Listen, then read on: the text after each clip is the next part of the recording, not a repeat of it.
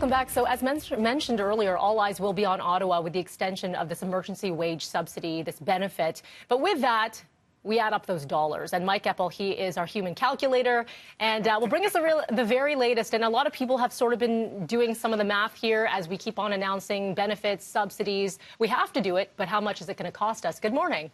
Yeah, good morning, Melanie. The numbers are staggering how much the tally is going up almost by the day when we're talking about federal relief on the economic shutdown. $151 billion in federal spending so far with all of the various programs announced by the Trudeau government. And this is deficit financing, remember. You know, here in Ontario, we're at, what, $41 billion in the expectation for the deficit this year. So the idea to just keep the economy going, you know, that's the baseline effort here. And today we are expecting to hear more about an extension in the emergency wage benefit program, which was set to expire, I believe it's early next month. They're going to likely extend that for another couple of months, which will just add to the tally. But this, as you know, companies want to keep workers on the payroll so that they can come back as quickly as possible when we're talking about the economic restart. That was the whole theory behind it. You know, just make sure that people aren't laid off, or if they're just on furlough, that, you know, they can come back the next day when the doors reopen. And of course, that's a staggered start, right? So it's just the unknown about how much more of this is all going to have to be extended just continues to add to the totals for the deficit. It does, the unknown. It's a scary place, isn't it? Especially when you're looking at the numbers and trying to make some predictions here. And again, it's the idea is not to worry too much about how much the tally is. We'll worry about that at some point. At some point, we are going to have to pay the bill, of course, but at the short term, just keep the economy running as much as you can. You got it. Let's talk a little bit about the price for oil.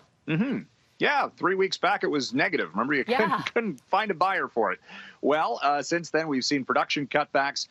The economy's in Asia restarting, more demand for oil, more demand for refined gasoline, and more people driving.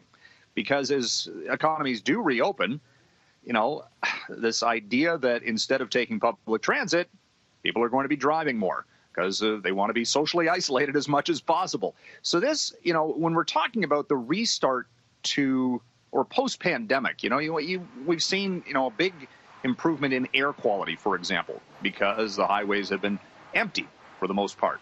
So how do you get that trend to continue, so to speak, in the future? You want to see improved air quality. You want to see more people on public transit. You probably want to spend more money on that. But at the same time, will people use it? So this is the challenge that civic planners are certainly going to have going forward. We teased this story to break. A lot of people working from home, a lot of kids doing their online distance learning. That means a lot of people online. The numbers are pretty big. No surprise.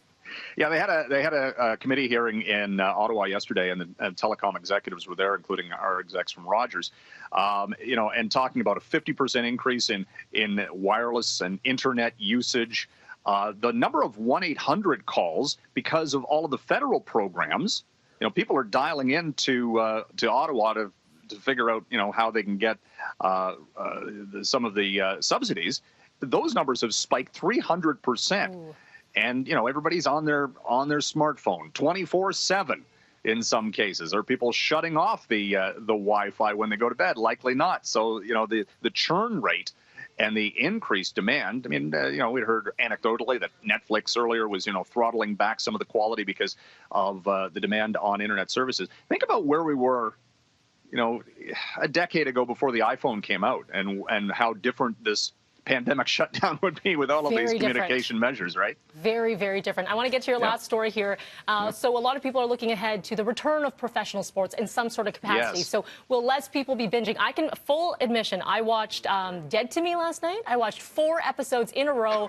I lost 2 hours of my life. I don't regret it, but I sat there and just binged and thought, this is not good. I've got to stop this, break this habit. And at some point, they have to come out with some original programming, right? The production studios have been shut down, so any of these companies' streaming services are eventually going to see things taper off. And they've seen huge subscriber numbers. But yeah, NASCAR restarts this weekend. I know people are going to shift their viewing habits. It's nicer weather for the most part, so people are going to be getting outdoors more. Big question, though, you know, from a spending standpoint, because there are, unfortunately, so many people unemployed right now. All of those monthly services, they do add up. So at some point, is there going to be a rethink about how much you're spending? Because it's not just $10 for one, it's this, that, and the other thing, right? And at the end of the day, it does. Yeah, exactly, right. So that's going to be a trend to watch as well. I hear you, Mike. Again, as the weather improves. All right, let's get outdoors then and enjoy what we can and get away from the screens. But stay away from each other. But stay away, yes. Have a great long weekend. Thank you, you too. Thanks.